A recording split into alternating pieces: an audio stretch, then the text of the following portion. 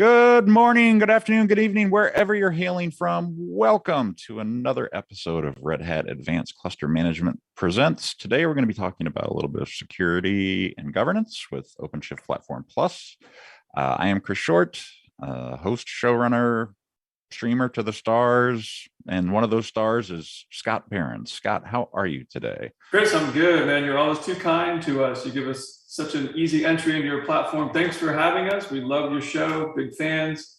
I'm going to be honest, I did not watch much of it during July because I took some PTO. That's fair. But I heard you had a little outage at your home, so it looks like you're doing better. Things are good. Yeah, things are better now. At first it was Comcast issues, and then we just had 3 tornadoes. So yeah, no big deal. Everything's okay now, but there's a 5G hotspot that I'm getting today. All right, that works. You're coming in loud and clear. You look good. So hats off to you. Tornadoes are something that just kind of happens every Tuesday here in Austin, Texas. So yeah, it's not normal for us up here. This is the pace of life. Speaking of Austin, I'm joined by the Ledecky of security, the gold champion, the stellar star, Jaya. And Jaya joins us as the Chief Security Architect of RHACM. So I'll let Jaya introduce herself. Hi, everyone. Really excited to be here and on Chris's show.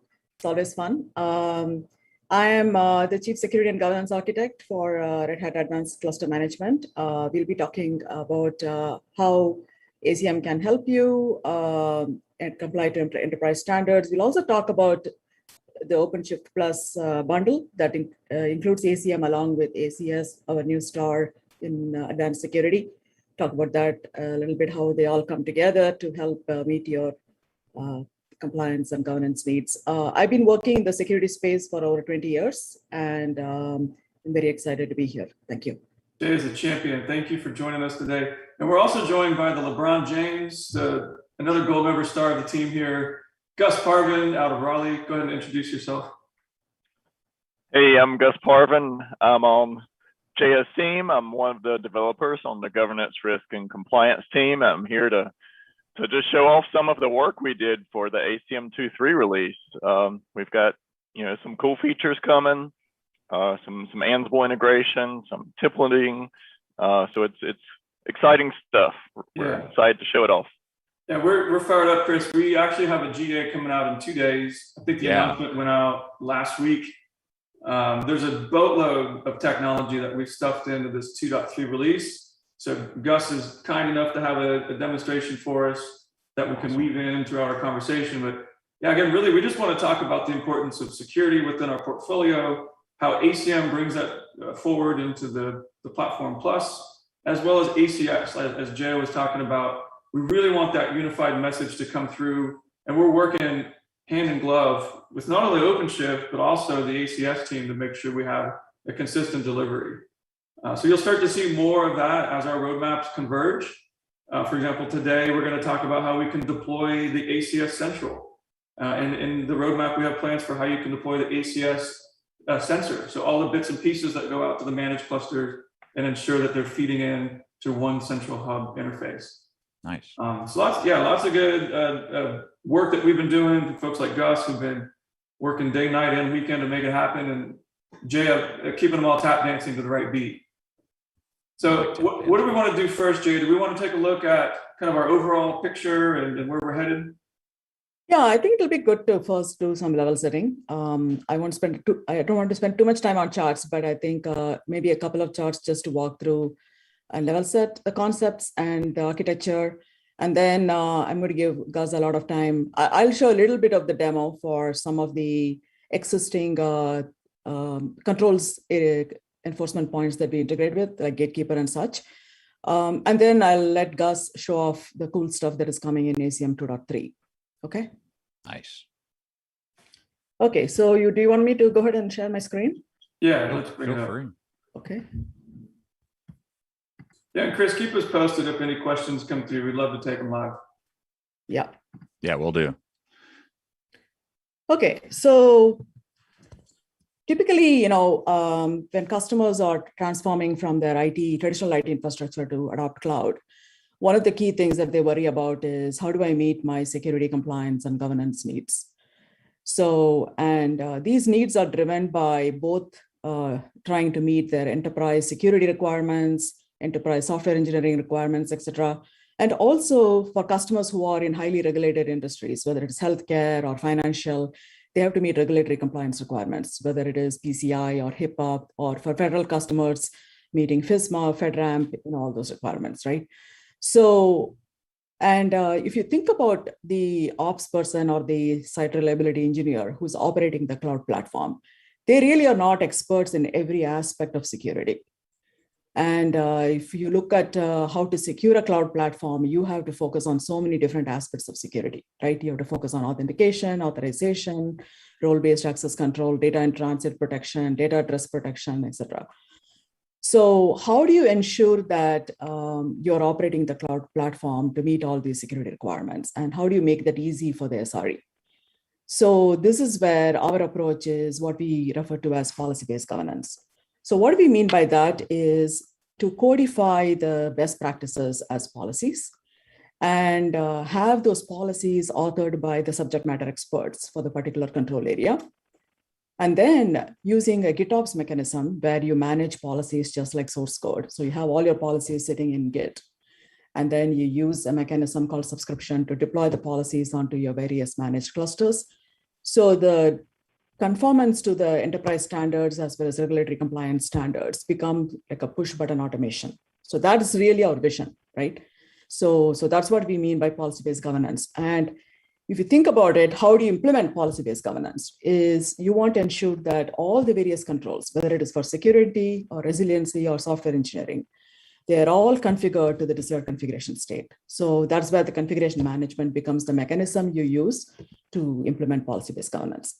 So if you think, so with that context in mind, what are the key capabilities that you need in a system that is providing policy-based governance, right? So if you think about what we have within ACM, first of all, it has to be multi-cluster. So one of the things we agreed upon or decided upon upfront is there's not going to be a single policy engine on this planet. There will be multiple. Right. So what you want is you want to design, have an approach that can integrate with multiple engines. And you want to be able to deploy policies across multiple clusters. So if you look at the existing policy engines that are out there, whether it's Gatekeeper, OPA, or Kyverno, these are all single cluster engines. So how does ACM then layers on top of it and makes them multi-cluster aware, and it allows you to manage those.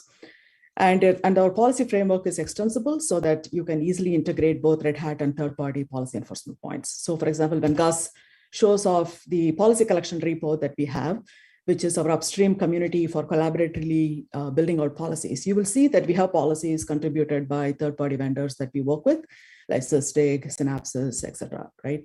And we also have policies for the Red Hat enforcement points. And Scott mentioned, we are adding policies for ACS, which is a new product within our portfolio, part of the OpenShift Platform Plus. And we also have policies for native OpenShift security capabilities, because OpenShift itself comes built in with security capabilities, including the compliance operator that allows you to enable rules for multiple compliance standards. So again, compliance operator is single cluster, and ACM brings it to multi-cluster, right? So that's kind of our overall approach. That's a really key slide. I just want to point out three things. One, you told us that ACM is the center of the opportunity here.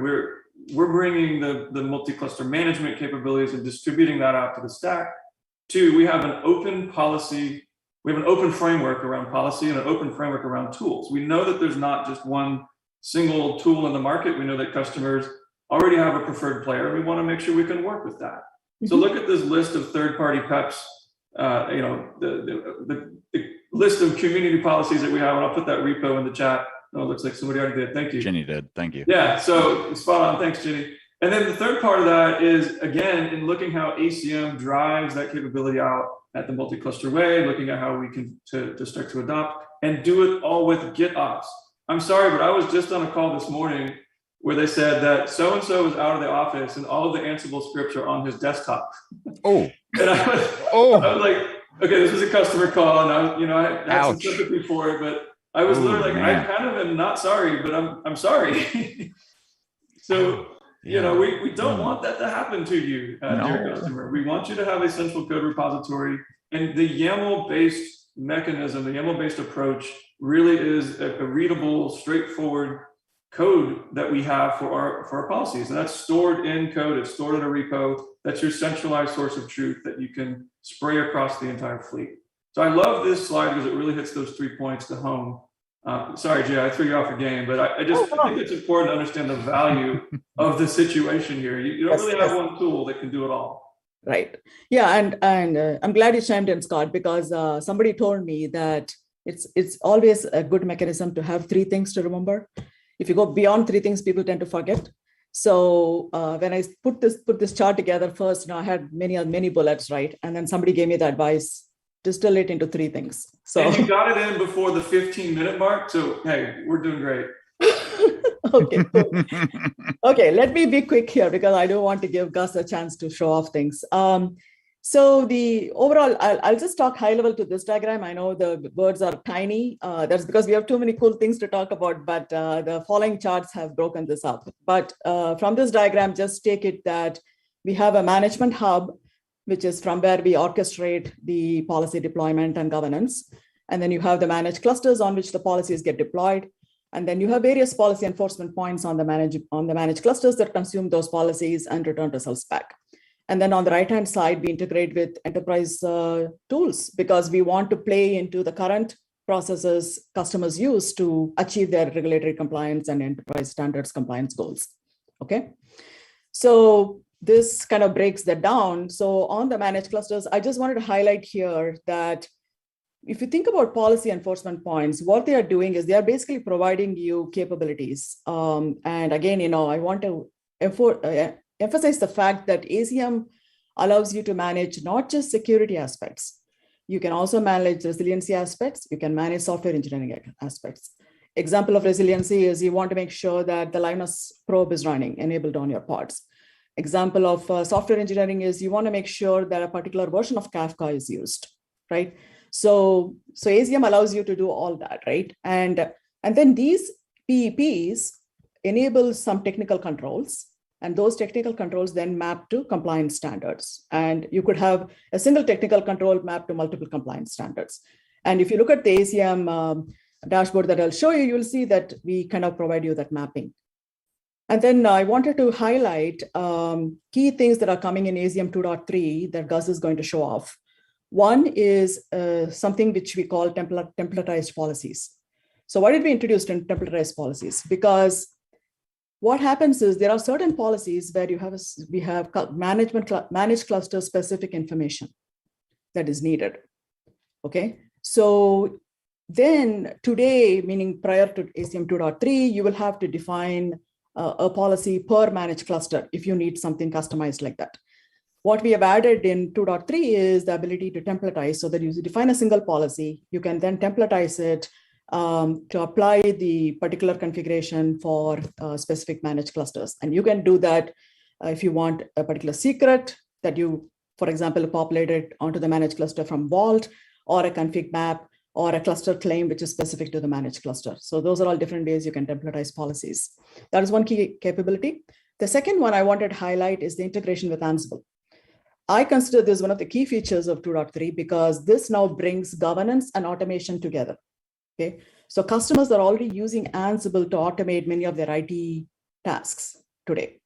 Now think about the power if I can build out policies that tie that automation so that now you can ensure that that automation is driven using your policy mechanisms, governance mechanisms. So that's what we are doing. We are just starting the journey, and you will see a demo of that. Those are the 2 key capabilities coming in 2.3 I wanted to highlight. In addition, Gus will also show off a lot of community contributions for policies. We have a lot of new policies that have been contributed, so we'll show off that. Then I also wanted to talk a little bit about roadmap. What is coming in our future, right? So all the things that are in orange here are things that are coming in the future. So let me highlight that. So myself, as well as Gus and others in our team, have been working in the Kubernetes policy work group, where we have defined a standard called policy report. And that allows you to report results for policies in a standard manner. So now we will integrate our policy framework with that so that we can externalize policy violations using the standard format, which can then be used to integrate with all the enterprise tools on the right-hand side. And we will actually integrate with our observability to be able to generate alerts to Slack, etc. That's one that is coming. Second is we want the ability to generate policies conforming to our policy format in an easy way from existing policy libraries. Why is this important? It is important because, as we mentioned earlier, ACM can integrate with multiple policy engines. And what we are finding is each of these policy engines, whether it's Kyverno or Gatekeeper, they have their own community, they have their own policy libraries being built there. So we want those policy libraries to be quickly brought into ACM. So that is the policy generator piece that we are working on. And we also want the ability to schedule when policy evaluations happen. And lastly, we are introducing this concept called policy set. By that, what we mean is now when I show you the dashboard, you're going to see that we have a list of policies, right? Then how can you organize them based on the enforcement point or based on the environment where you applied the policy or based on standards? So we want the customers to be able to easily manage because we want them to be wildly successful in our GitOps mechanism, which means they're going to have a lot of policies. So we want them to now be able to organize them properly. And then when they do that, eventually we can then, our vision is once we have the policy set concept, let's say we have a policy set for PCI, right? Then we can grab this policy set and say, apply this to all my clusters that I want to be PCI ready, right? So that's kind of our vision. And so we are setting the stage for that here. With that, I am going to now switch to the demo. So can I pause for a second for a question, since we're talking about the future? Sure. Are there any plans to combine the compliance operator and the container security operator with advanced cluster security? Yeah, yeah, go ahead. That's a great question. So the compliance operator, again, is single cluster today, right? So it can, you can specify a security profile to it and it will enforce it on a single cluster.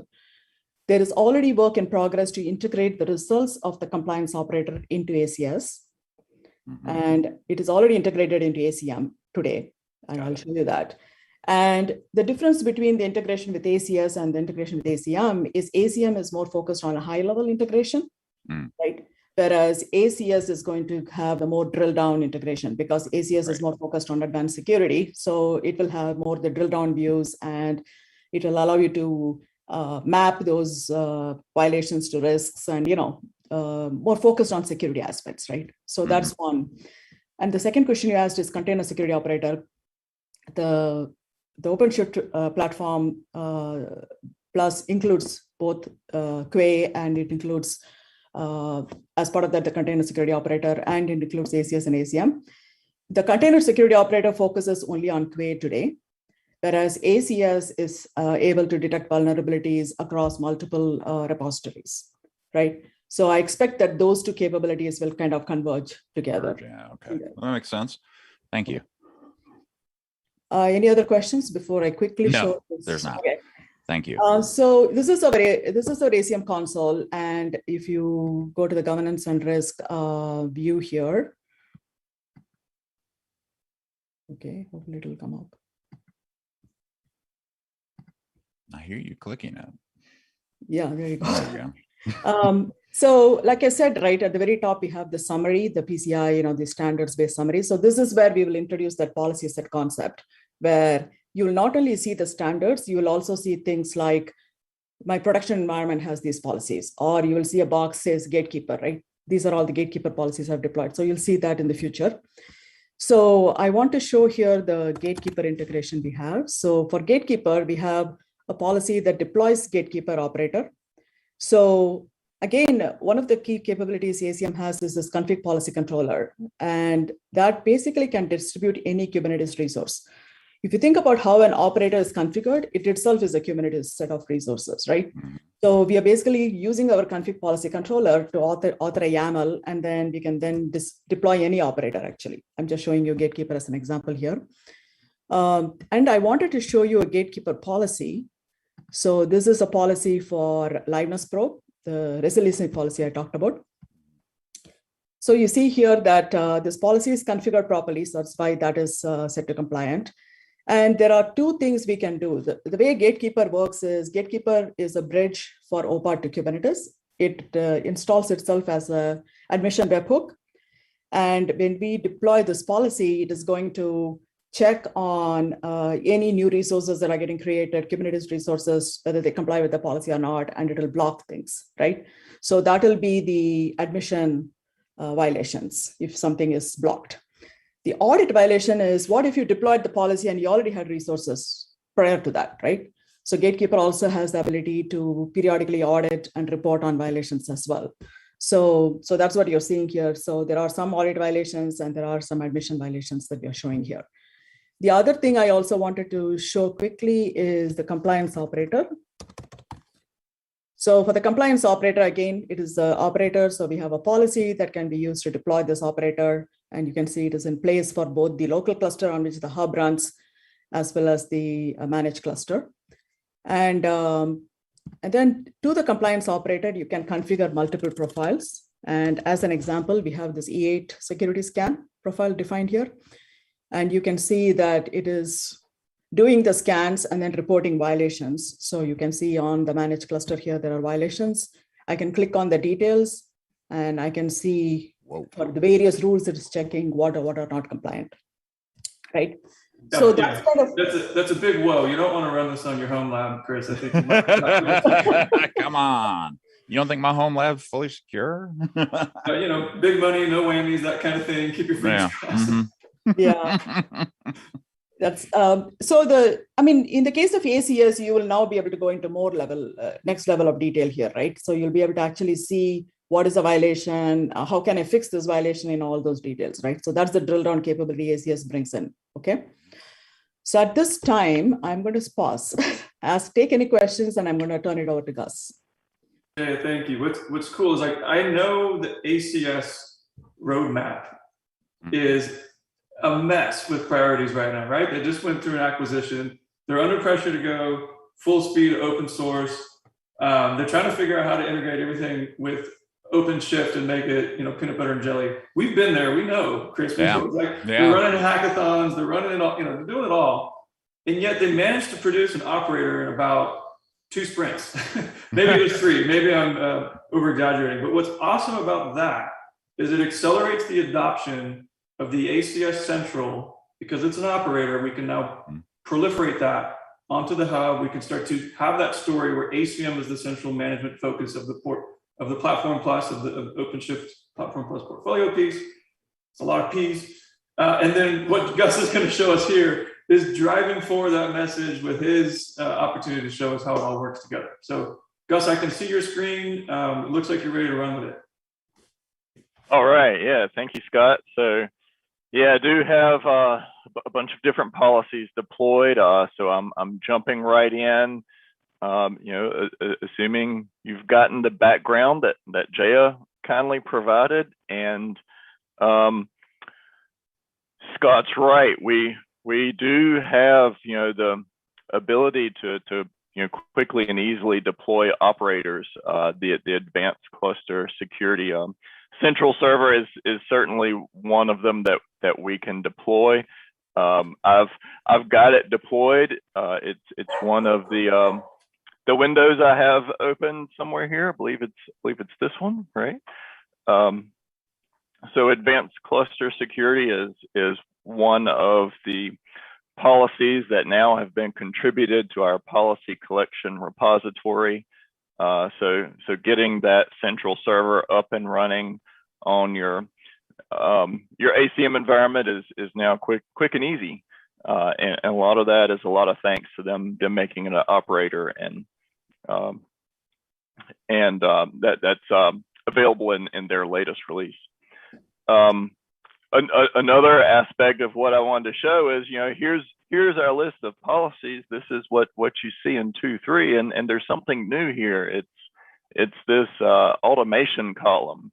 So over here towards the right, there's now a new automation column, and it has the configure link or button here that I can click. So let's just click that, and now we have a dialog where I can quickly and easily define policy specific automation, and this automation can can do lots of different things, because now it's going to go off to Ansible, and you can run, you know, any job that you desire through your Ansible tower. I've got a credential already defined, so you know, the first thing I have to do is just select my Ansible credential.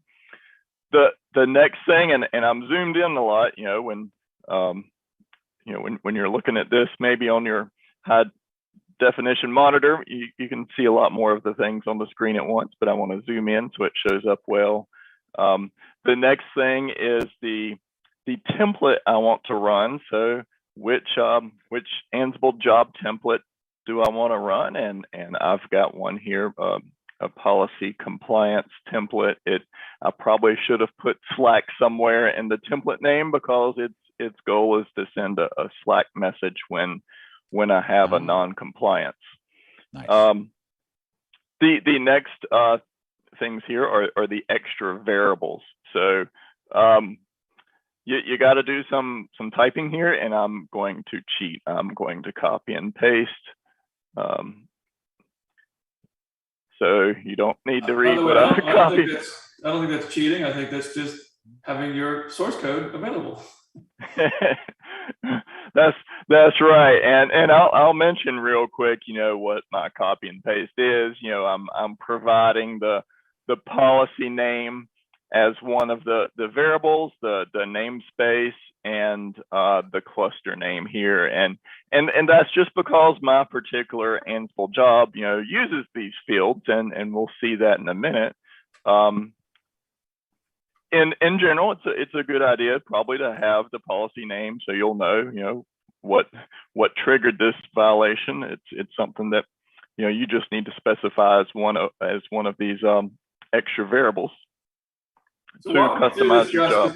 Walk me through this, because typically when a customer uses a certificate type of policy, they're going to be informing, that's the verb, that's a YAML verb, and they're going to be informing about things like wildcards in the certificate, or hostname violations in the certificate, expirations in the certificate, typical things you'd be scanning for to kind of figure out what's the status of certificates out there in my applications. Now, normally that's just an audit kind of posture. We're just going to inform, but you're actually wrapping in an Ansible hook here that's going to do some work for me. So help me understand why that's important, why that's impressive. Oh yeah, absolutely. Yeah, I should have backed up and mentioned, you know, what this policy does. Yeah, you're absolutely right. This policy is monitoring a particular namespace for any certificates that are getting close to their expiration, and certainly, yeah, an Ansible job, in my case, is going to alert, you know, the administrator that the certificate is about to expire, or in my case, it's already expired. But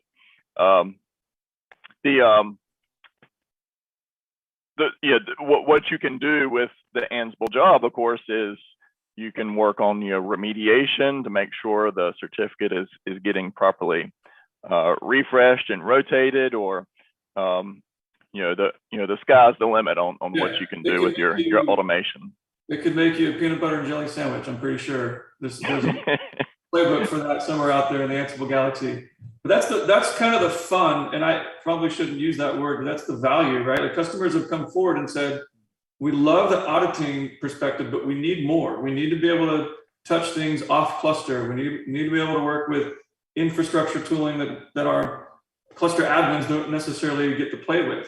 It could be a CMDB that they're updating. It could be firing off that ServiceNow ticket. You're using Slack in this case, which is great. So this kind of where you start to marry together traditional infrastructure that's off the cluster with these on cluster things like applications that are running in your cloud native environment, but bringing those together is what, you know, Ansible really is a sweet spot for us in that integration. Yeah, and to add to what you said, Scott, I think we are also, Ansible itself is also introducing a lot of playbooks for cluster operations as well. Mm-hmm. So what we are doing is we can also marry that here, right? So we are basically bringing the automation power of Ansible to the governance power of ACM and help you. So the way I would phrase it is we are helping you achieve automated governance, right? So. Yeah, and you mentioned ServiceNow, I'll give a quick plug for an upcoming blog. We do have a blog that's pretty much ready to go. A member of our team named Matt, he has a blog that shows almost exactly this case, integrating an expiring certificate with Ansible and opening up a ServiceNow ticket. So that'll be a great tutorial to walk through if anyone needs some extra help on getting started with automating policies, and especially in the certificate expiration case. Yeah, we get these kind of requests from a lot of our customers, in particular in the financial services. They want extra levels of verification. I mean, everybody wants that, right? Right. I shouldn't just pick one industry, but to be able to have the extra level of verification, whether that's 4 eyes of verification in Git before you commit. Ansible does provide obviously those breakpoints to bring in another person, bring in your security team, audit that particular piece of it, check what you want to do. And the goodness of this is these are Git-based policies, right? These are backed in code. Yeah. So the demonstration that I've interrupted here rudely, I'm sorry, but this demonstration shows kind of how you create this experience and how you would drive it from a user interface. But these are all manifests that are stored in a code repository. These are YAML-based, where we can shuffle things directly over the API through subscriptions and through Git, whether that's the OpenShift GitOps operator or the native subscription that's built in. You have all of those options at your fingertips. And I'm sorry, Gus, because I went long-winded, but I want people to understand that you're showing them, but that there really is a whole opportunity for them to explore more once they get this code in their hands. So yeah, absolutely, you're right, and we definitely are looking for feedback from customers too as they pick this up and start using it. I'll mention here the next thing in the demo here. We've entered in our credentials for Ansible Tower, and we've entered in our extra variables that we want to pass off to the job. When do we want to run the automation? So we have a few choices here. And this is an area where we're kind of expecting and planning on some customer feedback, because right now it's limited to manually running what we call a run once mode, and of course disabled, which isn't going to run your automation at all. So I'm going to pick run once mode, and it tells you here what that does. It runs the automation one time, and that's it. So once it runs, it switches over to disabled. When using GitOps, you can certainly have your policy automation run continually if you want to by having your GitOps, of course, reconfigure the run once mode. So I'm going to save that. In order to trigger it, though, now that I put it in run once mode, I have to have an expired or expiring certificate, which right now I don't think I have one out there because my policy is compliant. So I'm going to switch over to command line and just create a secret here in the namespace where that policy is monitoring for certificates. That'll take a minute to create the secret, and then it'll take a moment to transition to non-compliant once that controller sees that there's a certificate that's expired. Yeah, so walk me through that, Gus, because I'm slow on the tape. Did you do an OC apply on the hub cluster or on a managed cluster? I remember Jay had two pictures. One focuses on the hub experience, and the other side of that is where we have controllers running on that managed cluster. So the controllers are all running on managed clusters. It just so happens though our hub cluster is also a managed cluster. So that's what I'm doing here. But you're right, it is a managed cluster feature. So I'm looking across my fleet of managed clusters for an expired certificate, and I just created one out there in the fleet. And in the dialog here, we do see now that the policy is not compliant on the managed cluster where I just created that certificate, and that's going to cause the automation to kick in and run. It does take a few moments for all the different pieces to connect together and for the automation to run and complete. What will happen in a few moments is I will get a Slack notification, and you know, I've done some testing, so I've been getting lots of these, but I'll get a new one that will show up after this you know, this new timestamp I've logged in here at the bottom. So while we're waiting for that to show up, right, one thing I wanted to highlight, Gus, is the credential you use to connect to the Ansible tower. That is all managed centrally on that credentials tab that you have on the left-hand side, right? And the reason I wanted to point that out is we have Ansible integration with the other life cycles, like application lifecycle. And the credential information is kind of centrally managed so that we can use it for all the 3 life cycles, right? So just wanted to highlight that while we are waiting for the Slack message to show up. That's exactly right. I just switched over to that credentials tab. I didn't show it just because it's not so exciting for me to enter in my credentials, but it is one of the steps that you need to do ahead of time. While we were chatting about the credentials, you know, the Slack notification did appear, and you see the extra vars I passed in provided the policy name and the namespace, and the host name details I provided, you know, give me some links here I could click on to go and take a look at it. And the other value here is that I see which cluster that non-compliance happened on, so where it was detected. So this is the managed cluster that's now not compliant in my fleet that has the expired certificate. So what we have here is, you know, the details we need to go and you know, provide some remediation.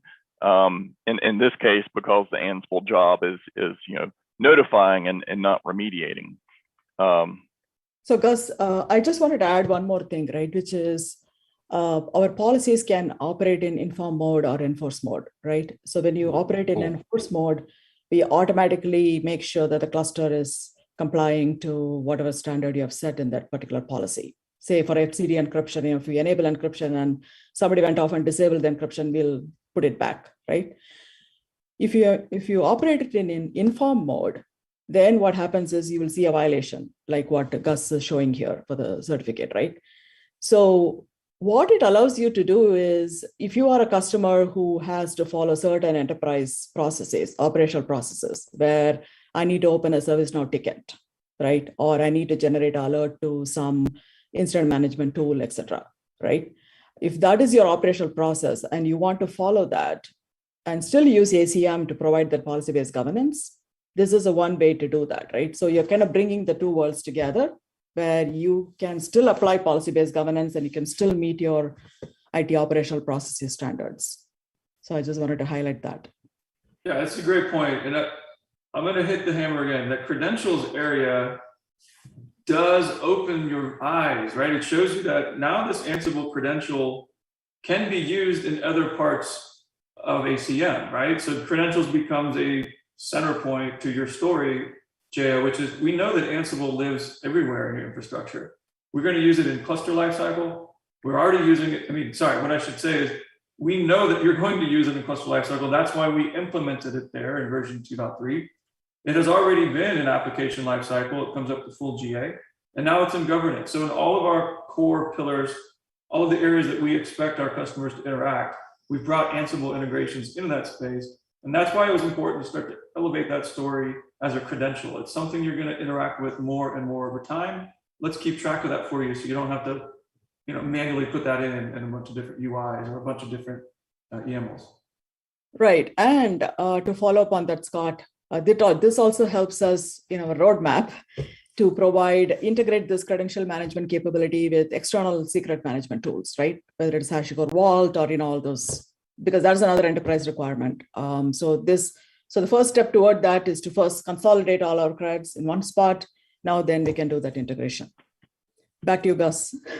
Keep interrupting. All right.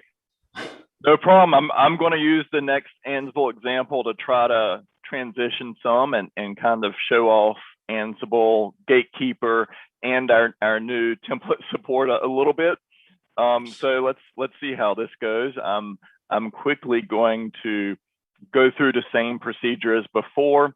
The policy that I have deployed here is a Gatekeeper container resource request not set. So that's kind of a mouthful.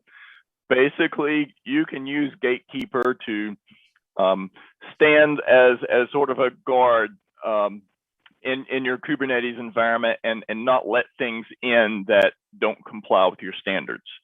In this case, Gatekeeper is going to guard against people creating deployments that don't have resource requests set. So this is like the CPU and memory resource requests, and some customers, really want you to have that because they're very interested in capacity planning.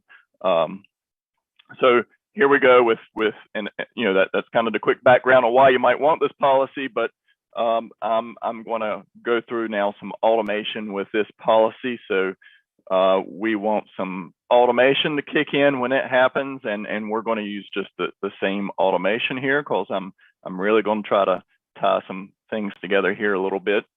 And I'm going to do the same thing where I copy and paste my extra vars. It's the same idea. These are the extra variables that my job needs, my automation job needs to have. And I scroll all down. I'll go once again with run once mode. That's kind of our main mode of operation. We want to trigger a policy when it becomes non-compliant. Right now, you see the policy is compliant. So I think I've filled out all of the information. You see, and I now have a policy automation defined here in the automation column. I guess I'll back up a minute. We can go back into one of these and see that we have some historical data here from the job that we already ran for the certificate one. And here we can actually view the job that Ansible kicked off and get some details and status information. That takes us using Acm search feature directly to that Ansible job resource with those status details. So that's another useful thing I thought I'd just mention real quick. Okay, so back to this. Now we have automation defined for this Gatekeeper policy. I want to trigger it. So just like I had to trigger the certificate policy with an expired certificate, I'm going to trigger this one with a deployment that doesn't match the specifications we have for that Gatekeeper policy. So we'll do the same sort of thing where we apply a YAML. I get back an error. The thing I want to highlight here is the error is identifying the policy and it's telling me some details about that particular container I'm trying to apply not having resource requests. The interesting thing here I'm going to point to real quick is it has the managed cluster name here in the error message. If we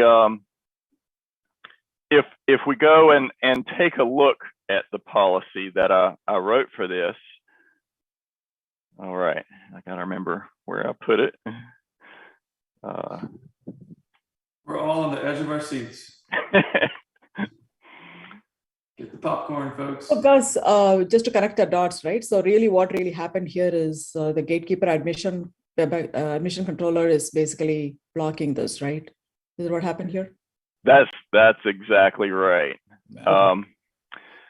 That's right. So the Gatekeeper admission controller, it blocked it because it saw I did not have, and I didn't show the YAML, so I figured that'd just take a little extra time. But if we looked in the deployment, we would see it didn't have, the resource request identifying, CPU and memory needed for that deployment. Here in the message that we were just looking at in the screen, you remember it showed local cluster. Well, I have a template here. This is a Golang template. So what we're looking at now is a policy that it's a gatekeeper policy, and inside it we have a template that was resolving to the managed cluster name. So now I can have customizations, as I think we mentioned before, customization specific to the managed cluster. Before ACM 2.3, you would have to code these customizations into separate policies for your different managed cluster. Now, using this template feature, instead of having bunches of customized policies, you can have one general policy that can feed in unique values for each managed cluster. And in this case, I'm pulling that managed cluster name directly from the controller that's running on the managed cluster is evaluating it and grabbing it at that time, as opposed to when the policy is deployed. Gus, you just blew my mind. You brought together, okay, hold on. You brought together Gatekeeper, which has been in the product this is our second release now, but you've enhanced that by driving the Gatekeeper response. I think you did that with Ansible. So this is a one-time response you did that you haven't even showed us what that did yet. But then there's Templatized, the enhancement we put in there. There was a handful of customers wanted that says, go reach out to the managed cluster, pull a little bit of information off of it. In this case, you're decoding a hub kube config secret to get the cluster name, and you're populating that into the template so that it can expand that and show me the response in that error message. Yeah, that's right. That's right. So, okay, and again, Jay, Not I'm not trivial words, but we're the open framework that brings together all of this, right? Because there's not just one tool to solve them all. So you brought a GRC framework that establishes policies, right? YAML-based things that not only deployed that gatekeeper operator, but also deployed this container resource request not set. So that's a webhook. And then it barked at you and said, no, you can't do that. That's using templatization. And you also added a run once Ansible automation on here. Exactly. And I don't even think we saw that part yet, but no, there's more wisdom happen. Yeah. We see that it's not compliant though. So when I tried to create that deployment and it failed with that error message, that turned into an event. So Gatekeeper turned that into an event, and we triggered a non-compliance on that event. So that's why this policy is now non-compliant. And if I look, sure enough, here I have a Slack message that's alerting me of that non-compliance. And it's giving me the same details as before. So that's very, very similar to the other automation we ran.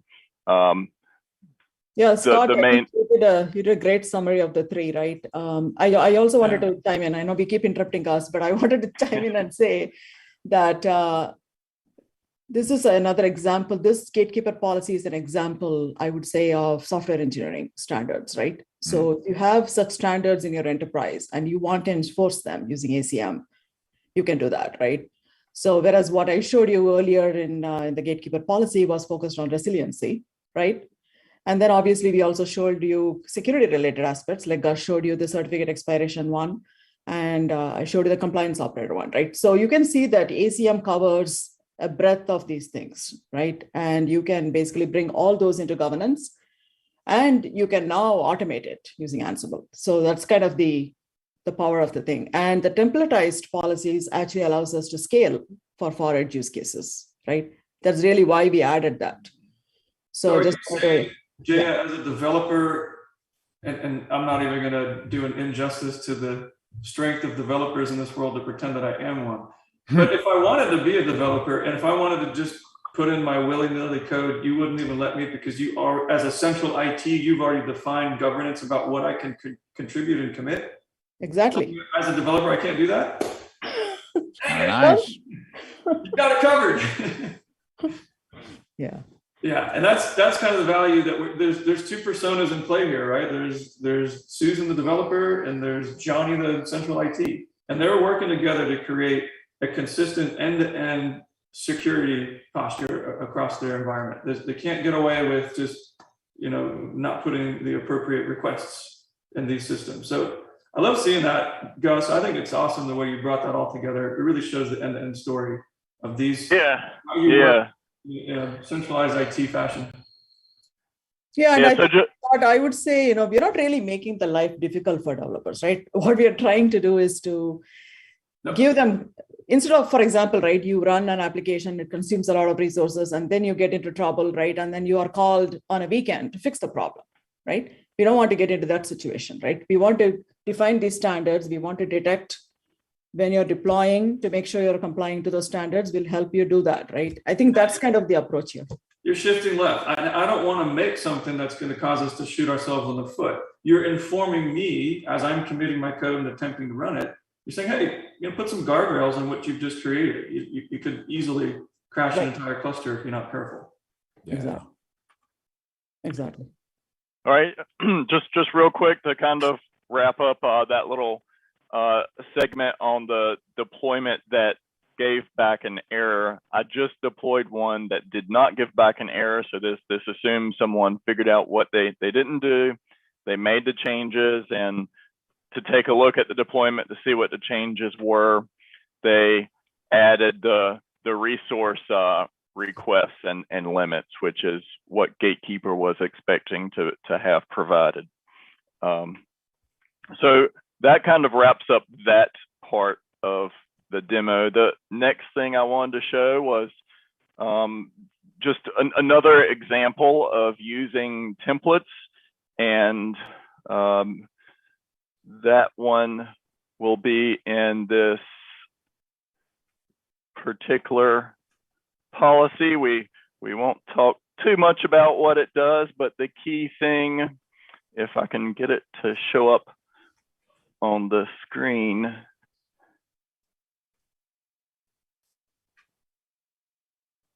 which might be a little bit of a challenge to get it all show up well here for you. Let's see. Okay, so I think you can I'll try to describe another scenario where templates are useful. Here we're doing the same thing. You see we're pulling data from secrets a lot. We have lots of other things you can do. It's not just about pulling data from a secret. It just so happens we have some useful fields and secrets that we want to pull out. And in this case, we have a cluster name. So just like I used a cluster name and plugged it into the Gatekeeper constraint, here I have a cluster name which I'm plugging into another a policy that happens to deploy. It happens to deploy the ACS secure.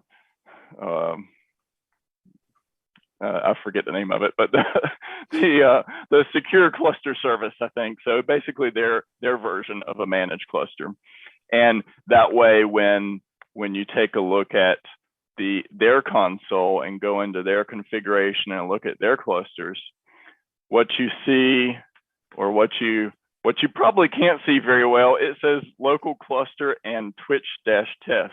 Now, if you remember those two names, and I switch over here to clusters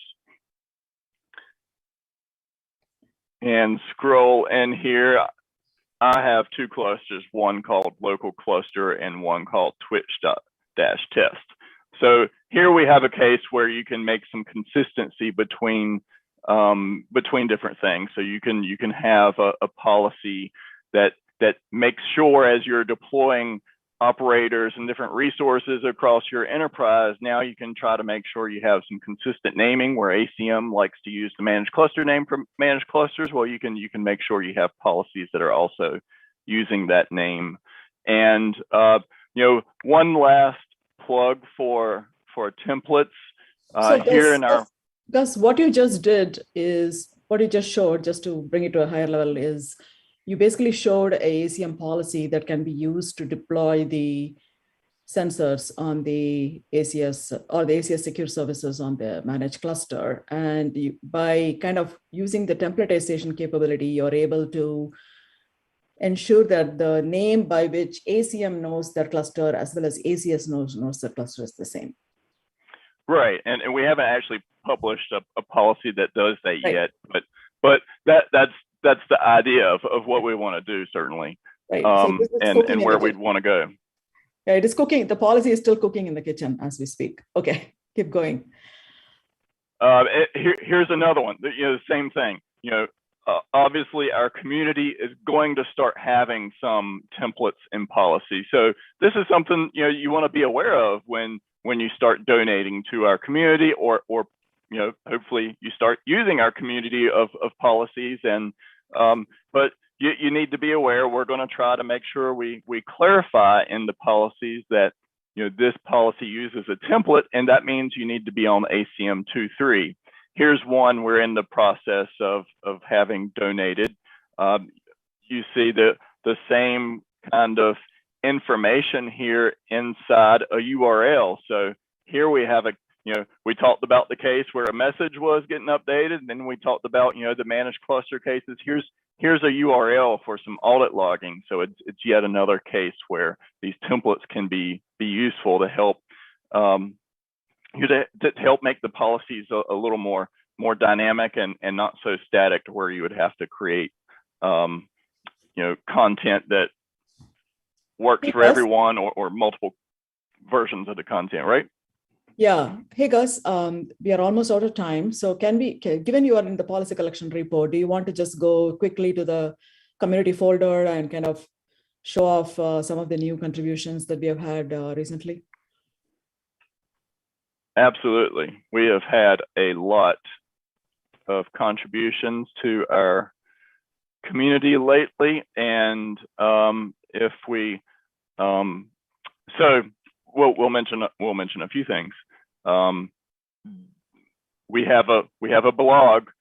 Our community, our policy collection community, points to the blog, but there's some more blogs out here. So always take a look at the blog. There's probably always more on the blog than we have listed in our community. We'll try to get the relevant ones in there and try to keep that up to date.